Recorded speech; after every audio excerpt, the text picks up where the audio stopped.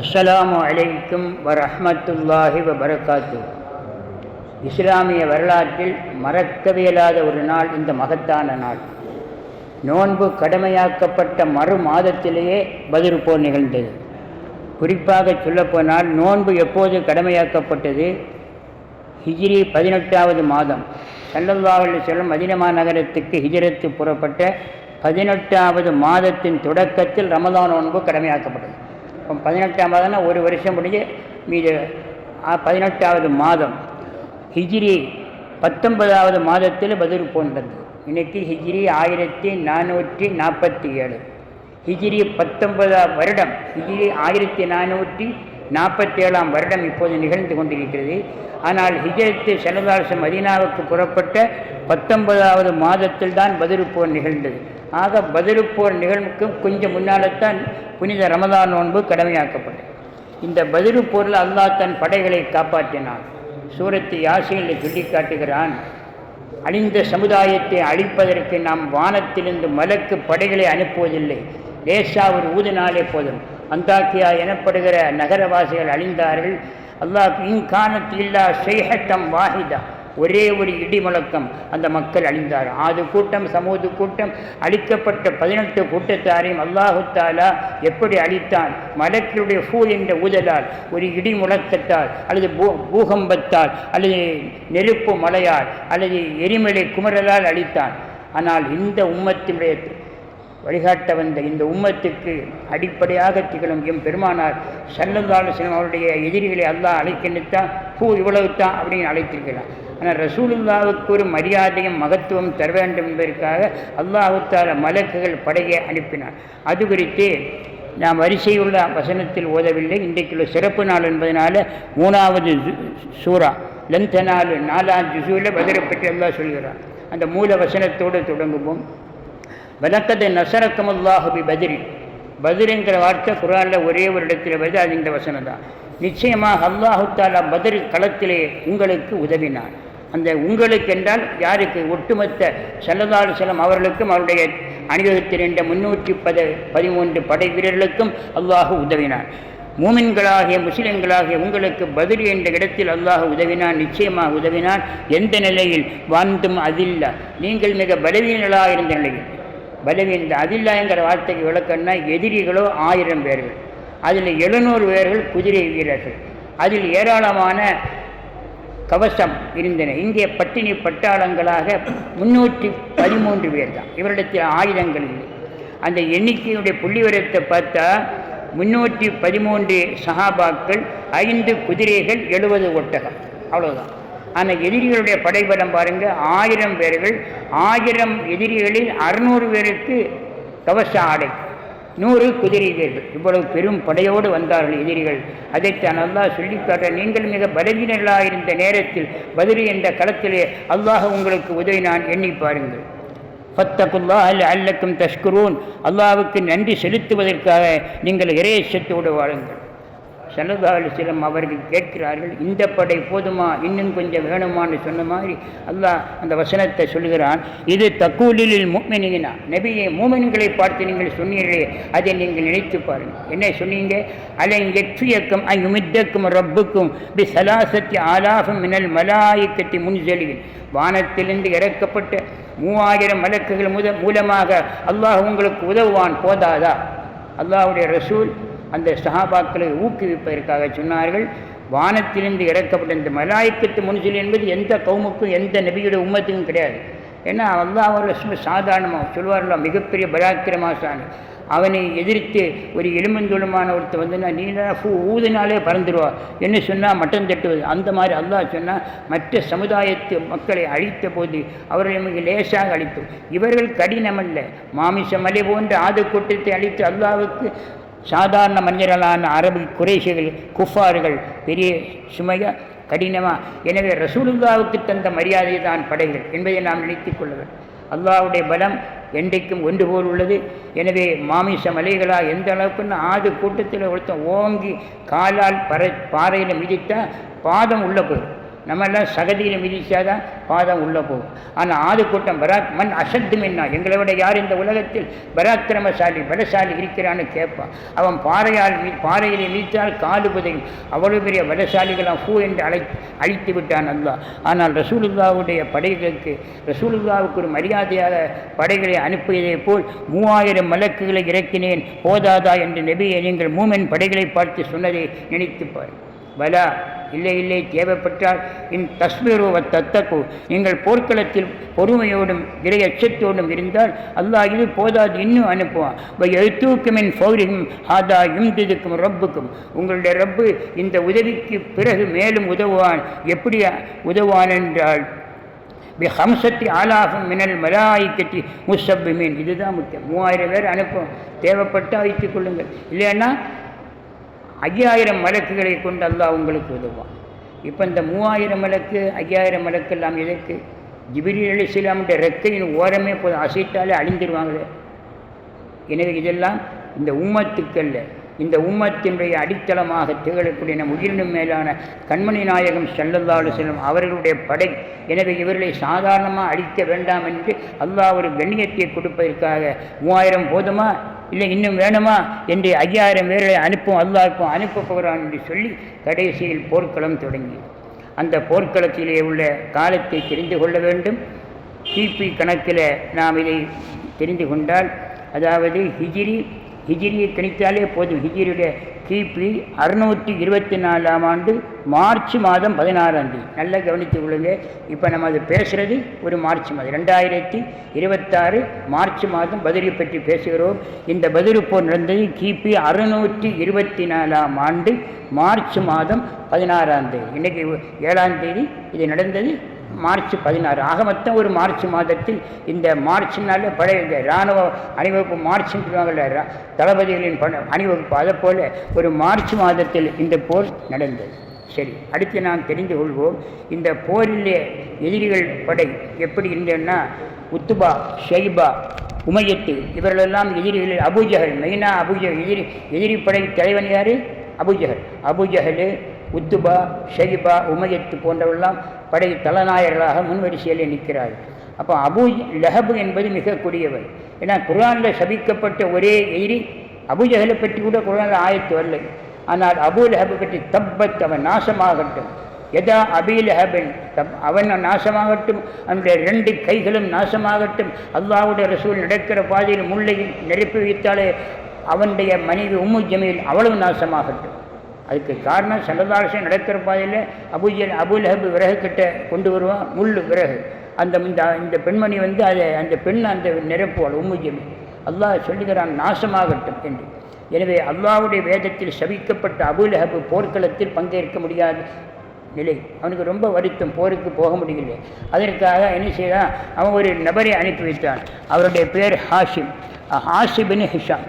ஆசிபின் Hisham என்பவனை 4000 dirham போருக்கு சொல்லுவாங்க. எனக்கு போருக்கு வர முடியாது, வேணா காசு வேணா வச்சுருவேன். அதுபோல் 4000 திர்ஹம் இந்த 6ஆவது நூற்றாண்டு. இப்போ ஹிஜ்ரி 15ஆம் நூற்றாண்டு. ஆனால் ஹிஜ்ரியினுடைய தொடக்கம் அந்த காலத்தில் 4000 திர்ஹம் என் சார்பாக செலவுக்கு வைத்துக் கொள்ளுங்கள், என்னுடைய சார்பாக படைவீரன் ஆசிபின் ஹிஷாம் பங்கேற்பான் என்று அறிவித்தார். கடைசியில் போர் தொடங்கிய போது அல்லாஹு தஆலா படைகளை மலக்கு படையை அனுப்பணும், சஹாபாக்களுக்கு உற்சாகம் அனுப்ப வேண்டிய தேவை ஏற்படாமலே எல்லாம் புறங்காட்டு ஓடினார். எத்தனை பேர் இறந்தார்கள்? இங்கே 14 பேர் மட்டும்தான் ஷஹீதாக்கப்பட்டார். ஆனால் எதிரி படையில் இறந்தவர்கள் 70 பேர். நாம் எண்ணி பார்க்கிறோம், எதிரி படையில் 70 பேர் இறந்தார்கள். 70 பேர் இறப்பதற்கு முன்னால் அந்த எதிரி படைகள் வந்து குவிந்து மோதக்கூடாது என்பதற்கு ஸல்லல்லாஹு ஒரு ஆன்மீக ட்ரீட்மெண்ட் எடுத்தாங்க. ஆன்மீக தண்டனை பூமியில் அந்த மண்ணை அப்படி 2 திருக்கரங்களால் அள்ளினார். ஷாஹத்தில் உஜூஹ்னு சொன்னார். எதிரிகள் படை முறியடிக்கப்படட்டும், அழிந்து நாசமாகட்டும் ஒரு வார்த்தை. ஷாஹத்தில் உஜூஹ்னு சொல்லி கைப்படி மண்ணை எடுத்து வீசினார்கள். வீசும்போது ஒரு பெரிய ஆச்சரியமாக அல்லாஹ் குர்ஆனில் சொல்லி காட்டுறான். வமா ரமைத்த இது ரமைத்த வலாக்கின் அல்லாஹ் ரமா. நபியவர்களே, கைப்பிடி மண்ணை எடுத்து எதிரிகளை பார்த்து நீங்கள் வீசினீர்களே, எதிரிகள் ஒவ்வொருவனுடைய கண்ணிலும் ஒரு துகள் விழுந்தது. அது நீங்களா அறிந்தீர்கள்? அல்லாஹ் அறிந்தார். அல்லாஹ்வுடைய ரசூலுடைய செயல்பாட்டை அல்லாஹ் தன்னுடைய செயலாக சொல்லிக்காட்ட காரணம் அங்கே நிகழ்ந்த ஒரு அதிசயம். இப்போ சாதாரணமாக ஒரு பிடி மண்ணை அள்ளி போட்டால் கண்ணில் விழுமா, கண்ணை மூடிக்கொள்ளலாம், அல்லது அங்கங்கே முகத்தில் மற்ற இடங்களில் படலாம். ஆனால் கரெக்டாக எதிரி ஒவ்வொருத்தருடைய கண்ணிலும் அந்த மண்ணுடைய துகள் விழுந்து எல்லோரும் கண்ணை கசக்கும் போது போர்க்களம் தொடங்கியது. எனவே கண்ணை கசக்கின அந்த காட்சி அல்லாஹ் செய்த செயல் என்று குறிப்பிட்டு சொல்கிறார். அப்படி போரில் தொடங்கிய போது இளைஞர் 14 பேர் தான் அதில் பங்கேற்றார். அது முஆது முஅப்பித் என்ற 2 சிறுவர்கள். அவர்கள் போருக்கு பங்கேற்க வேண்டும் என்ற ஆசை. ஆனாலும் கூட செல்லதாச அணிவகுப்பில் சொன்னீங்கன்னா சின்ன பிள்ளைகள் வேணாம், நீங்கள்லாம் போங்க, 14 வயசு பருவமாகலாம் விட்டாங்க. உடனே யார சொல்லா எனக்கு அனுமதிகள் கெஞ்சி சில அந்த இளைஞர் என்ன செய்யாங்க, காலை இப்படி தூக்கினாங்க. அதாவது காலை வைத்தால் ஒரு ஷான் உயரம் இல்லைப்பா, அப்படி காலை தூக்கி தன்னை போரில் பங்கேற்க வேண்டும் என்று அழுதார்கள், அடம்பிடித்தார். இது பெரிய ஆச்சரியம். சாதாரணமாக 14 வயது சிறுவர்கள்லாம் என்ன செய்வாங்க, பெற்றோரெல்லாம் சுற்றுலா போனால் அல்லது விருந்து வீட்டுக்கு போனால் தன்னை விட்டு விட்டுனா அழுது அடம் பிடிப்பாங்க. ஏன் நான் வரல, காக்கா வர்றான், தம்பி வரான், அவன் வர்றான், என்னை விடல. இங்கே உயிரை அர்ப்பணிப்பதற்காக அல்லாஹ்வுடைய ரசூலுடைய படையில் சேருவதற்காக போர்க்களத்திலே குதித்தார்கள். அதில் அல்லாஹ் செய்த ஒரு மிகப்பெரிய கேவலப்படுத்தும், எதிரிகளை கேவலப்படுத்தும் நடவடிக்கைன்னா அவர்கள் புறப்பட்டது ஆணவத்தோடும் ஆவேசத்தோடும் வந்தார்கள். அந்த நேரத்தில் அபூஜஹலை கொல்ல வேண்டும். யார் கொள்வது? அல்லாஹ் நினைத்திருந்தால் மாவீர தளபதி சையதுனா அலி பின் அபி தாலிப் ரலியல்லாஹு அன்ஹு அவர்களையோ அல்லது வீர தளபதி உமர் பின் கத்தாப் ரலியல்லாஹு அன்ஹு அவர்களோ போர்க்களத்தில் அபூஜஹலை வெட்டி கொள்ளலாம். அல்லாஹ்வுடைய நாட்டை நீ எல்லாம் ஒரு பெரிய மனுஷனா, இஸ்லாத்தை கருவறுக்க வேண்டும் என்று கங்கணம் கட்டி கொண்டு வந்தால் உன்னை என்ன செய்கிறம்பார்? ஆடு மேய்க்கிற 2 சிறுவர்கள். அந்த சிறுவர்களை என்ன செய்தா அல்லாஹ் என்ன தடை ஒன்று நீ வெட்டு. அபூலஹப் போரின் உச்சகட்டத்திலே குதிரை அங்குமிங்குமாக பாயும்போது அந்த சிறுவர்கள் கேட்டாங்க, அபூஜஹல் யார்? அபூஜஹல் யார்? அதோ பாதரானே அவன்தான் அபூஜஹல். உடனே வேகமாக பாய்ந்த குதிரையின் சிறுவன் குனிந்து குதிரையின் காலை வெட்டி விட்டான். குதிரை கால் வெட்டப்பட்டவுடன் குதிரை குப்புற விழுந்தது, அவனும் குப்புற விழுந்தான். கடைசியில் ஒரு சஹாபி பெருமகனால் அபூலஹபுடைய தலையை வெட்டுவதற்காக நெஞ்சில் அமர்ந்தார். அப்போது அவன் வருத்தத்தோடு சொன்னான், என்னை இஸ்லாமிய தளபதிகள் வெட்டியிருந்தால் கூட நான் கவலைப்பட்டிருக்க மாட்டேன். என் உயிர் போனதை விட எனக்கு கவலை. இந்த ஆடு மேய்க்கிற சிறுவனையா இறைவன் என்னை அழிக்க பயன்படுத்தின. நெஞ்சில் ஏறி உட்கார்ந்து தலையை வெட்டும்போது அந்த நேரம் அவனுடைய ஆணவத்தை பாருங்கள். என்ன சொன்னால், என் தலையை வெட்டும்போது கொஞ்சம் கீழே இறக்கி விட்டு முஹம்மது ஸல்லல்லாஹு அலைஹி வஸல்லம் அவர்கள் என்னை தலையை பார்த்து பயப்படணும். ஸல்லல்லாஹு அலைஹி வஸல்லம் இந்த சம்பவத்தை சொன்னார்கள். ஒரு கட்டத்தில் ஃபிரௌன் உலகத்தில் நானே அனரப்புக்குமுல் அலா, மிக்க மேலான இறைவன் நான் என்று ஆணவத்தோடு சொன்ன ஃபிரௌன் கூட அந்த நைல் நதியில் மூழ்கி சாகிற நேரத்தில் ஆமன்னா பிரப்பி மூசா ஹாரூன், மூசாவுடைய ரப்பை ஹாரூனுடைய ரப்பை நம்பினோம் என்று சாகிற நேரத்தில் சொன்னான். அவனுக்கு அந்த நேரத்திலாவது கொஞ்சம் சலனம் ஏற்படுது. ஆனால் அபூலஹப் என்னுடைய எதிரி, ஸல்லல்லாஹு சொன்னாங்க, என்னுடைய எதிரி சாகிற நேரத்தில் தலையை வெட்டும் நேரத்திலும் கூட தலையை கொஞ்சம் கீழே இறக்கி விட்டு, தம்பி முகமது என்னை பார்த்து பயப்படுவான்னு சொன்னான். எனவே அபூலஹப் என்பவன், அபூஜஹல் என்பவன் அல்லாஹ்வுடைய ரசூலுக்கு எதிரியான அந்த நேரத்திலும் அவனுக்கு ஆணவம் இருந்தது என்ற வரலாற்று குறிப்பு நினைவு கொள்ளத்தக்கது. இவர்கள் எதிரிகள் புறப்படும் போது என்ன நினைத்தாலும் ஆணவத்தினர், அந்த ஆணவத்தினுடைய வாசகத்தை அல்லாஹ் குர்ஆனிலே சொல்லி காட்டுகிறான். நீங்களெல்லாம் நபியை நினைத்து பாருங்கள். வலா தகுனு கல்லதீன ஹரஜூ மின் தியாரிஹிம், வீடுகளிலிருந்து போர்க்களம் நோக்கி புறப்பட்டவர்களைப் போல் நீங்கள் புறப்படாதீர்கள். சிலர் எப்படி புறப்பட்டார்கள்? பத்தரம் வரியா, பத்தன் ஆணவத்தோடும் பகட்டோடும். ஒன்று பகட்டு, 2வது ஆணவம். அதாவது நாங்கள் வெற்றி எங்களுக்கு தான், கன்ஃபார்மான வெற்றி தான் என்று நினைப்புத்தானே வரும். எனவே நாசி மக்களுக்கு காட்ட வேண்டும் என்று பகட்டோடும் ஆணவத்தோடும் போருக்கு புறப்பட்டார்களே, அதே போல் நீங்கள் புறப்படாது. வயசுத்துவன் சபையிலில்லா, அல்லாஹ்வுடைய பாதையில் மக்கள் செல்லாமல் தடுத்தார்களே, அதை போல் நீங்கள் புறப்படாதீர்கள். வல்லாஹு பிமா யஅமலூன முஹீத், அவர்கள் என்ன செய்கிறார்கள் என்பதை அல்லாஹு தஆலா ஆழமாக சுற்றி சூழ அறிந்திருக்கிறார். எனவே எப்போதுமே ஒரு எண்ணம் வரும் அல்லவா, அல்லாஹ் நாடியது நடக்கும், நல்லது நடக்கும், நான் மிகப்பெரிய பலசாலி, இவன் என்ன செய்வான், அப்படிங்கிற இலக்கார எண்ணம் வந்தது எதிரி படைக்கு. நீங்கள் அப்படி புறப்படாது. பதிரு படை என்ற ஒரு இலக்கியம் கேரளாவில் புகழ்மன, அந்த கேரளத்து அறிஞர்கள் மலையாளத்தில் எழுதின பதிரு படை, அதில் அப்படியே அந்த வார்த்தைகளை பார்த்தலே கிட்டுக்கிற ஆணவத்தோடு இருக்குது. அலிரலியல்லான்னு குதிரையில் போனால் எப்படி இருக்கும்? ஊரு பொருள் சொல்லுவார்லவா, படிக்கிட்டு கிடன நாக முடியினர் நிற நவாரி என்ற கிடுகிடு என்ற வார்த்தை. அதை போல் அவன் ஆணவத்தோடு புறப்பட்டான். அல்லாஹ்தால அவனை அழித்து நாசமாக்கினது மட்டுமில்லை, 70 பேர் செத்து விட்டார். செத்த பிறகு என்ன செய்ய வேண்டும்? அந்த பிணங்களை புதைக்க வேண்டும். ஸல்லல்லாஹு அலைஹி வஸல்லம் சொன்னார்கள், ஒரே குழி வெட்டுங்க, ஒரே குழியை வெட்டி அதில் 70 பேரையும் போட சொன்னார். 70 பேரையும் போடப்பட்ட பிறகு ஸல்லல்லாஹு அலைஹி வஸல்லம் ஒரு வார்த்தையை சொன்னார்கள்.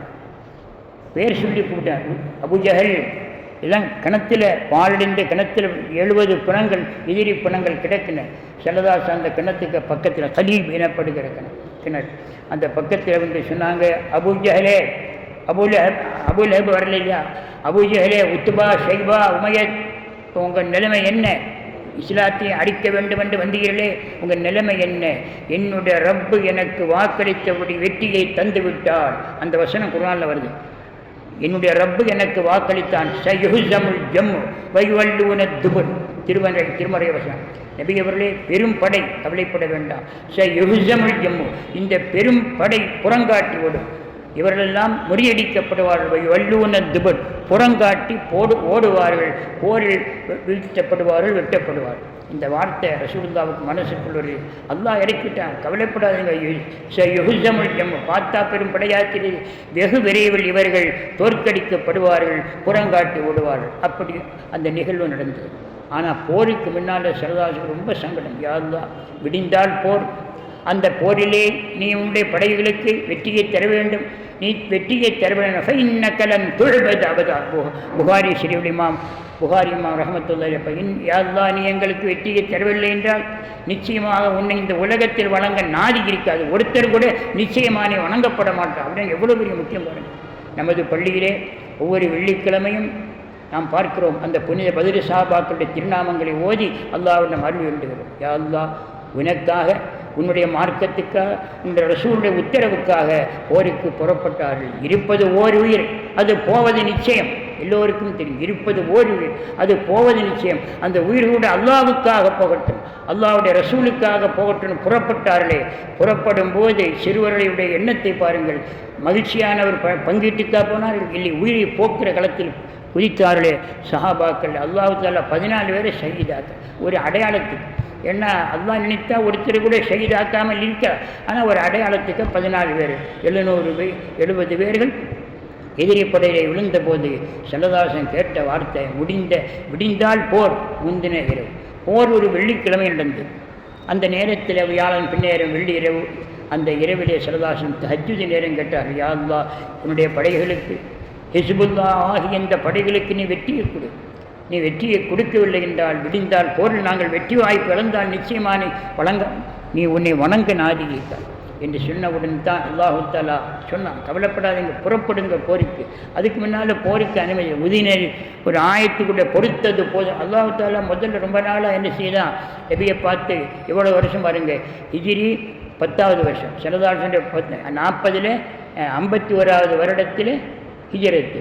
அப்போ அதுக்கு பிறகு மதீனாவில் அவர்கள் போய் சேர்ந்த, மதீனாவில் சேர்ந்த 9வது மாதத்தில் போர் கடமையாச்சு. அதுவரையிலும் எவ்வளவோ சோதனைகள். அல்லாஹ் சொன்னான், பொறுங்கள், ஃபஸ்பிர். குர்ஆனில் எங்கே பார்த்தாலும் பொறுங்க. கடைசியில் உதின லில்லதீன ஆமனு, மூமின்களுக்கு அனுமதி வழங்கப்பட்டது. பொறுத்தது போதும் நபியை, பொங்கி எழுந்தார்கள். துணிச்சலோடு களத்திலே குதித்தார்கள், மாபெரும் வெற்றியை பெற்றார்கள். அபூ ஜஹல் உள்பட எல்லோரும் கேவலப்படுத்தப்பட்டு மரணத்தை தழுவினார்கள். மரண பிடியில் அகப்பட்டு கொண்டார்கள். அந்த காட்சியை பார்த்தால் ஒரு தரத்தா சியாபல் மூத்து, பதிர்களத்தின் காட்சியை குறித்து ஒரு அரபி கவிஞர் பாடியது மதரசா பாடநூல் வருது. தரத்தா சியாபல் மூத்து ஹும்ரம் ஃபமாத்தா லஹல்லைலு இல்லாவஹி மின் சுந்துஸின் குதுரின். அதோ அந்த பதிர் சஹாபாக்கள் போர்க்களத்திலே இரத்தமெனும் சிவப்பாடையை அணிந்தார்கள். தரத்தான மேலாடை, அவர்கள் மௌத்து என்ற மேலாடையை காலையிலே அணிந்தார்கள். ஆனால் அந்த சிவப்பாடை லஹல்லைலு இல்லாவஹிய மின் சுந்துஸின் குதுரின், சொர்க்கத்தின் பச்சை நிற ஆடையாக மாலையில் மாறிவிட்டு. அப்படின்னா கருத்து புரியுதா? போர் எப்போதுமே பகல் தான் நடக்கும், இரவு நடக்காது. அந்த வகையில் பார்த்தா நேற்று நாம் மதுரை சாபாக்களுடைய பெயரால் யாசின் ஓதினோம். அதில் ஒரு சிறப்பு செய்தின்னா இன்று இரவு அதில் இன்னொரு சிறப்பு நான் எண்ணிக்கை கரெக்டாக பிற 17 யுத்தம் நடக்குது. மகரிபானா பிற 18. இது ஒரு குறிப்புக்குத்தான் நேற்று செஞ்சது நிஜத்து பிற 17ங்கிற நிஜத்து இருக்கிறதுவா, அந்த நிஜத்தில் நேற்றுக்கு யாசின் சூறா ஓதப்பட்டது. அவர்களுக்காக நாம் ஈசால சவாபை செய்தோம். இன்றைய தினம் அந்த குறித்த நாளில் அவருடைய மகத்துவத்தை சொல்ல வேண்டும் என்பதற்காக அதை குறிப்பிட்டு சொல்கிறேன். அருமையான பெருமக்களை எண்ணி பார்க்க வேண்டும். காலை நேரத்தில் பகல் நேரத்தில் அந்த சஹாபாக்கள் இரத்தமெனும் சிவப்பாடை அணிந்து கொண்டார்கள். அந்த இரத்தத்தை தான் மரணத்தின் சிவப்பாடை அணிந்தார்கள். பகல் மகரிபுக்குள்ள மாலைக்குள் போர் முடிந்தது. அதற்கு பிறகு இரவில் அந்த சஹாபாக்களுடைய நிலைமை என்ன, எல்லாம் சொர்க்கத்து பச்சைப்பட்டாக மாறியது. இது ஒரு ஊமைக்காக அந்த வீரத்துக்கும் தியாகத்துக்கும் சிவப்பையும் மகிழ்ச்சிக்கு பச்சையும் சொல்லுவது ஸல்லல்லாஹு அலைஹி வஸல்லம் அவருடைய அந்த பாணியில் அவர்களுக்கு மிக பிடித்தமான கலர் பச்சை என்று ஹதீஸில் வருது. ஸல்லல்லாஹு அலைஹி வஸல்லம் நிறங்களில் வெள்ளை ஹஸன சியாபு இந்தல்லாஹில் அபியல், அல்லாஹ்வுக்கு மிகவும் விருப்பமான நிறம் வெள்ளை. அடுத்த தனி நிறங்களில் வெள்ளையை ஒரு நிறமாக கருதாமல் தனி நிறங்களில் பச்சை என்பது அவர்களுக்கு உரித்தானது என்பதாக குர்ஆன் ஷரீஃபில் எல்லா சுந்துசன் ஹுதுர்னா பச்சை. அதைத்தான் அந்த சுகதாக்கள் ஆகிவிட்டார், இந்த சஹாபாக்கள் ஷஹீதுகளாக மாறிவிட்டதை இந்த பைத் இப்படி சொல்லி காட்டுகிறது. எனவே அல்லாஹ்வுக்காக உயிர்நீத்த அந்த உத்தமனுடைய திருப்பெயரை உச்சரித்தாலே அது பரக்கத். அவருடைய திருப்பெயரை உச்சரிக்கம் அதில் இப்போ 313 தான் சரியான எண்ணிக்கை.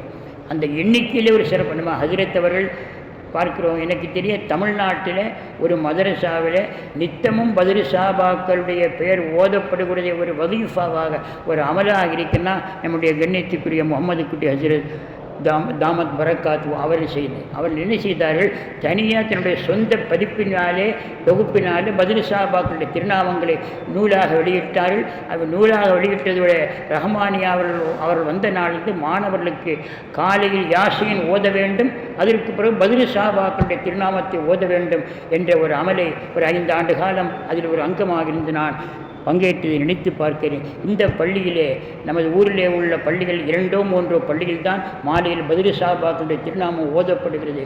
அந்த திருநாமத்தை உணர்ந்தால், மகத்துவத்தை உணர்ந்தால் அது எல்லா பள்ளிகளிலும் பின்பற்றுவார்கள் என்பது நம்முடைய ஒரு கணிப்பு, ஒரு நினைப்பு. அல்லாஹ் நாடியது நடக்கும். ஆக நாம் ஒன்றை எண்ணி பார்க்க வேண்டும். வலிமார்களுக்கெல்லாம் அரசர் குத்துபல்லக்தா முஹியுத்தீன் அப்துல் காதிர் ஜீலானி ரலியல்லாஹு பத்ரு சஹாபாக்களை பற்றி சொன்னாங்க. அந்த பத்ரு சஹாபாக்கள் போருக்கு புறப்பட்டார் அல்லவா, அந்த போருக்கு புறப்பட்ட 313 சஹாபாக்களில் கடைசி நிலையில் உள்ள சஹாபியுடைய குதிரையின் தூசுக்கு கூட நான் நிகராக மாட்டேன். இறைநேச செல்வர்களில் இணையற்றம் வேந்தர் என்பது எல்லோருக்கும் தெரியும். அதாவது இறைநேசர் சுல்தானுல் அவுலியா என்று அவர்களுக்கு ஒரு சிறப்பு, அவுலியாக்களுக்கு அரசர். அவர்கள் என்ன சொன்னாங்க, பத்ரு சஹாபாக்களுடைய மகத்துவம் எவ்வளவு மகத்துவம்னு சொல்லிக்கிட்டு சொன்னாங்க. தன்னுடைய மகத்துவத்தை வெளி உலகத்தில் சொல்லும்போது உயர்ந்த உச்சத்தில் சொன்னவர்கள் பத்ரு சஹாபாக்களுடைய மகத்துவத்தை சொல்லும்போது 313 313வது கிரேடு தரத்தில் உள்ள அந்த சஹாபியுடைய காலடி தூசி அல்ல, அந்த சஹாபி ஏறி சென்ற குதிரையின் காலடி தூசி கூட நான் நிகராக மாட்டேன் என்று சொல்லி அவருடைய மகத்துவத்தை இந்த உலகத்துக்கு நிறைவேற்றி எடுத்து சொன்னார். அதனால தான் முன்னோர்கள் மூதாதையர்கள் அதை அவருடைய திருநாமத்தால் வசீலா கேட்டார். நிச்சயமாக அல்லாஹ் நம்முடைய துவாவை கபூல் செய்வார். அதனால தான் பல இடங்களிலும் அந்த பத்ரு சஹாபாக்கள் பத்ரியின் மௌலித் என்று, பத்ரியின் மாலை என்று பாடப்பட்டது. மாப்பிள்ளை பாலிவலில் பத்ரு மௌலித் எழுதினார். எளியவனுக்கு அதை தமிழில் மொழிபெயர்க்கிற ஒரு நசீபு கிடையாது. பைந்தமிழ் மொழியில் பத்ரு மொழி. இது கீழக்கரை மகான் சதகத்துல்லா அப்பாவுடைய வெளிவந்த மகான் மாப்பிள்ளை பாலிவலில் பத்ரு சஹாபாக்களை பற்றி ஒரு மௌலித் எழுதினார். அந்த மௌலிதில் ஒரு வார்த்தை மிக பிரபலமானது. அது எல்லோரும் என்ன செய்வார்கள், அந்த திருநாமங்களோடு சேர்ந்து வசீலா, எப்படி வசீலா கேட்க வேண்டும் என்பதற்கு ஒரு எடுத்துக்காட்டாக தவஸ்ஸல்னா பிபிஸ்மில்லா வபில் ஹாதி ரசூலில்லா வ குல்லி முஜாஹிதின் லில்லா பி அஹ்லில் பதீர் யா அல்லாஹ் என தொடங்கக்கூடிய பாடல். சலாத்துல்லா சலாமுல்லா அலா தாஹா ரசூலில்லா, சலாத்துல்லா சலாமுல்லா அலா யாசின் ஹபீபில்லா என்று அந்த பாடல் எழுதி சதகத்துல்லா அப்பா அவர்களை போன்ற மகான்கள் எல்லாம் நாடெங்கும் பரப்பினார். எனவே நாம் எண்ணி பார்க்க வேண்டும், எம்பெருமான் ஸல்லல்லாஹு அலைஹி வஸல்லம் அவர்களுக்கு இந்த பத்ரு போர் கைவிடுத்தது. அவர்கள் எத்தனை போரில் பங்கேற்றாங்க தெரியுமா? 27 போரில் படை அமைத்தார். அதாவது 27 போர்களிலே படை அனுப்பினார்கள். 25 போரில் நேரடியாக பங்கேற்றார். 2 போரில் அவங்க பங்கேற்க முடியல. 27 கசுவத்து ஷரியத்துன்னு அதுக்கு அரபியில் பேர். கிதாபுல் மகாசி புகாரி ஷெரீஃபிலே சென்று நாம் புகாரி ஓதுகிறோம். அதில் போர்க்கள படலம் என்று ஒரு அத்தியாயம் இருக்குது. ஏராளமான ஹதீஸுகள் பத்ர் போரை பற்றி சஹீஹ் புகாரி கூறுகிறது. அதிலே அந்த சஹாபாக்களுடைய அந்த மகத்துவம் இருக்கிறது. அல்லாஹ்வுடைய மார்க்கத்துக்காக உயிரை விட்டவருடைய அந்த சிறப்பு அது குட்டி ஒரு ஆயத்தை மட்டும் நான் பதிவு செய்து நிறைவு செய்கிறேன். அதாவது வலா தஹ்சபன் அல்லதீன குத்திலு ஃபீ ஸபீலில்லாஹ் அம்வாத், அல்லாஹ்வுடைய பாதையிலே கொல்லப்பட்டவர்கள் அவர்கள் ஷஹீத் என்று நீங்கள் ஒரு ஆயத்தில் வலா தகூலு சொல்லாதீர்கள். அல்லாஹ்வுடைய பாதையிலே ஷஹீதாக்கப்பட்டவர் மூத்தாகி விட்டார் என்று சொல்லாதீர்கள். இன்னொரு ஆயத்தில் வலா தஹ்சபன் அல்லதீன குத்திலு ஃபீ ஸபீலில்லாஹ், அல்லாஹ்வுடைய பாதையில் கொல்லப்பட்ட ஷஹீதாக்கப்பட்டவர்களை மௌத்தானதாக நீங்கள் நினைக்காதீர்கள். ஒரு இடத்தில் அல்லாஹ் என்ன சொன்னால் சொல்லாதீர்கள், இன்னொரு இடத்தில் நினைக்காதீர்கள். ஆக அவ்வளவு சிறப்புமிக்கவர்கள். பச்சை பறவையின் உடலுக்குள் அவருடைய ரூகுகள் புகுத்தப்பட்டு சொர்க்கத்தில் அந்த சிட்டுக்கள் சிறகடிக்கின்றன என்ற செய்தியை வேதம் வளர்க்கிறது. எனவே அல்லாஹ்வுக்காக வேண்டி, புனித மார்க்கத்துக்காக வேண்டி, எந்த ஆணவம் அகம்பாவம் இல்லாமல் அகத்தூய்மையோடு போர் செய்த அந்த புண்ணிய பூமான்களான பத்ர் ஷுஹதாக்களுடைய பொருட்டினால் எல்லாம் அல்லாஹ் நம்முடைய வாழ்க்கையில் வெற்றியை தருவானாக. ஷஹாதத்து தாரே, ஈருலக வெற்றி என்பதைப் போல இம்மையிலும் மறுமையிலும் அந்த துவா பொருட்டினால், அந்த வசீலா பொருட்டினால் அவர்களை பற்றி பிடித்து அல்லாஹ்விடம் கேட்கக்கூடிய துவாவுடைய பறக்கத்தினால் அல்லாஹ் நம்முடைய கவலைகள் கஷ்டங்களை நோக்கி எல்லாவற்றையும் போக்கி நமக்கு பரிபூர்ணமான வெற்றியை ஈருலகத்திலும் தருவானாக. ஆமீன் யா ரப்பல் ஆலமீன். வ ஆகிர் தஅவானா அனில் ஹம்துலில்லாஹி ரப்பில் ஆலமீன்.